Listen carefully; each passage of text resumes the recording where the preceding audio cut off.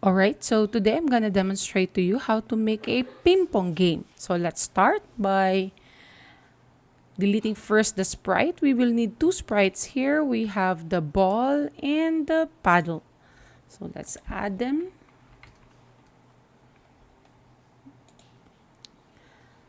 So basically the idea of the ping pong is we're just gonna move the paddle left and right and make sure that the ball will not pass this line or else it's game over.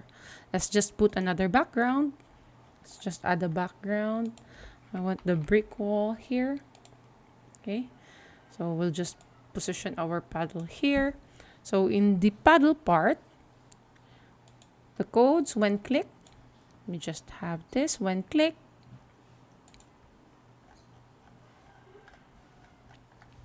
We want it to be positioned in this specific location, for example.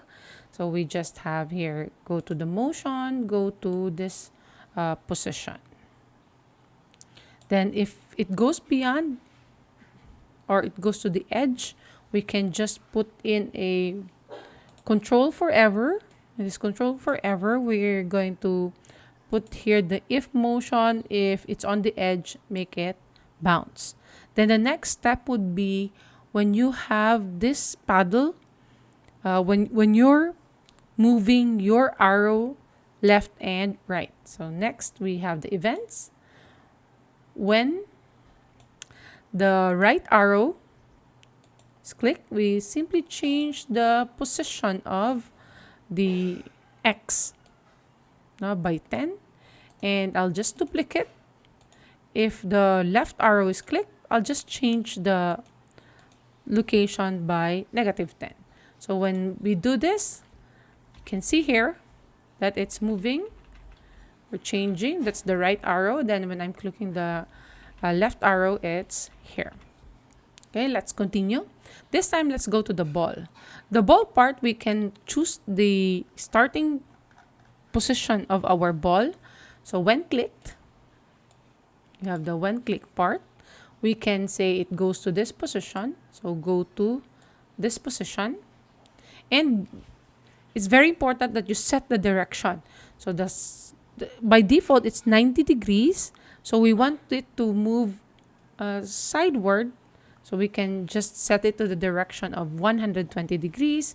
So we just simply put here point direction to 120 degrees. Okay. The next step would be for it to continuously move downwards. So I'll just put it in a forever loop. I'll go to the control forever and move 5 steps. Okay, so let me just show you what happens when, of course, we also want to put there, if on edge, we make it bounce, especially when it goes to the side. So let's play. So you can see here, it's moving on the side and it simply bounces when it goes to the edge. The next step would be when it touches the paddle, because as of the moment, when it touches the paddle, it simply ignores the paddle. We want it to then move to a specific location when it touches the paddle. So this time, we're going to use the control structure if. So go to the control and use the if. We put it in the forever part. So as long as the program is running, you want to do this. So this time, I would like to introduce to you the sensing. The sensing part here is if the ball, because we are coding for the ball part, is touching the paddle, this is what we're going to do. So it's very important that when it touches the paddle, you make it change to a different location or direction rather. So we make it point to another location. So go to the motion and point into the direction. Now, the direction here will be whatever the current direction, you deduct that value to 180 degrees. Okay, so we'll use the operator. So the direction would be 180 degrees minus the current direction. So in our motion, there is a variable value that holds the current direction of the ball. Okay. Then we make it move again 5 steps. So let's see what happens. Let me just wait. Okay. So right now, there. So it will not go beyond the paddle line. So you need to make sure it touches the paddle. And you can see that it changes the direction and it continues to move 5 steps. Okay. The next would be, how do you make it game over? So if it goes beyond the position of the paddle, which is the Y position,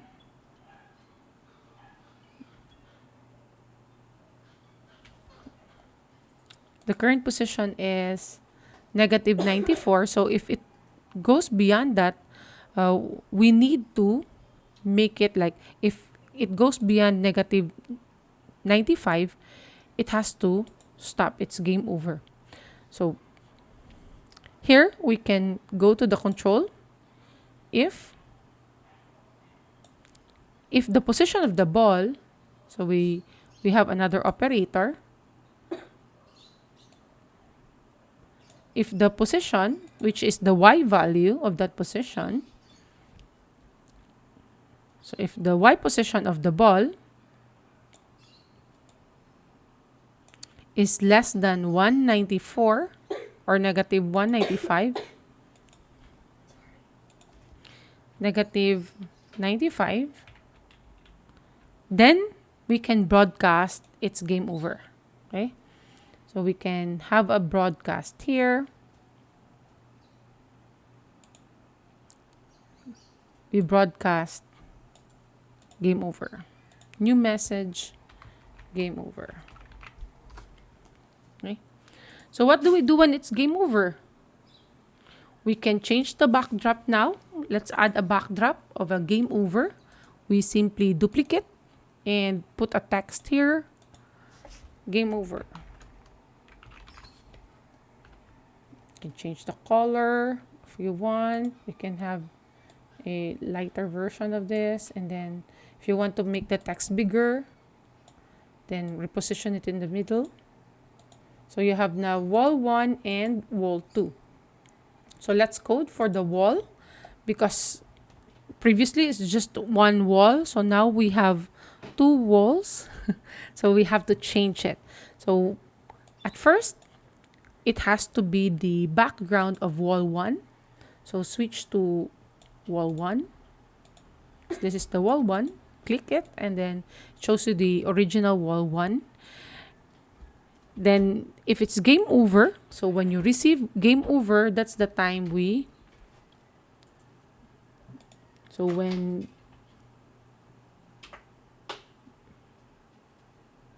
you receive game over, you can then switch it to wall 2. So let's play. Okay, it bounces. And this time I will let it go beyond. Oh, it really went in with the paddle. So this time I think it will go okay. You see now the game over. The problem is the ball is still moving if it's already game over. So what do? We put here in the control part, we stop all. Okay. All right. Then this time we want to add some music, background music. So we can put here forever, and let's choose a sound. Go to sound. Let's choose a sound. Let's go to the loops part.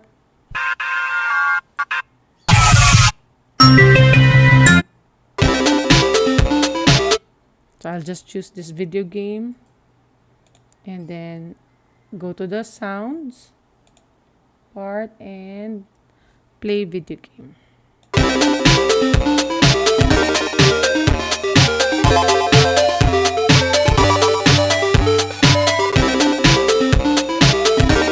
I'll just stop this, and this time we have some sound.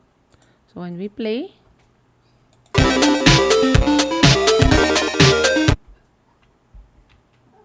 this time it's game over. Oops, by the way, let's go back to the paddle.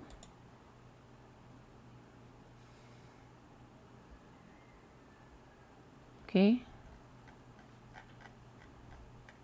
So in the paddle, if on edge, we have bounce. Okay.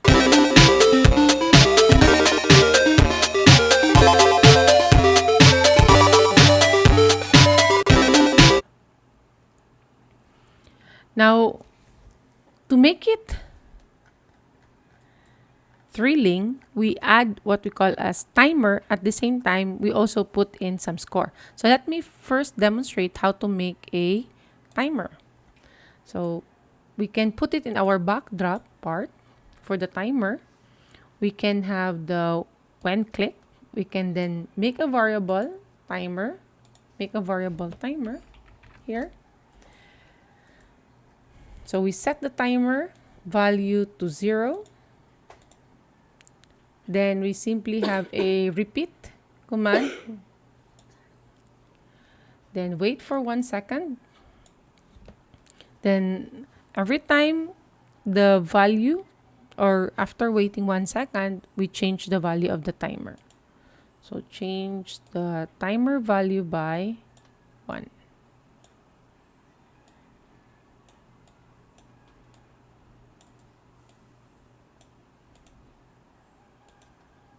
Okay. And after, we're just gonna play it for 10 seconds, then we can just stop later. You can stop all after 10 seconds. We just put here stop all. Let's play. Game over, and we just reached.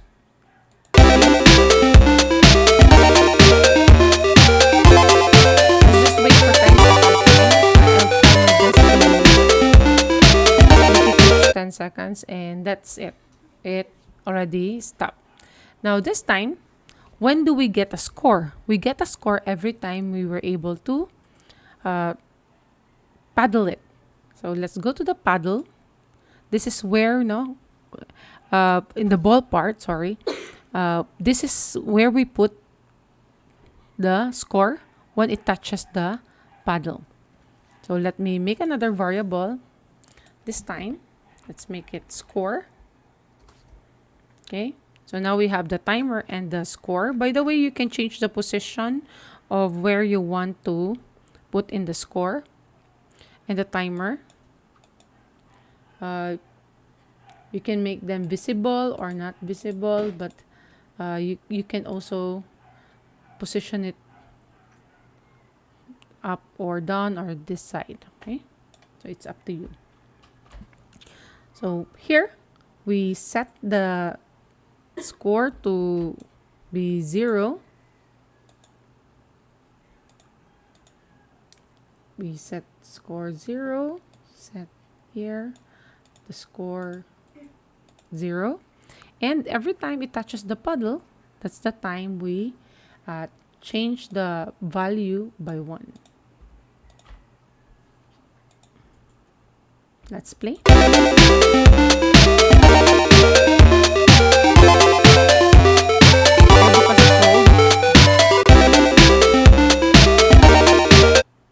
There. So we got 14 points for our score. You can even put some sound every time it touches the puddle. You can just put in the sound pop. You can also add here start sound pop. Let's play one more time.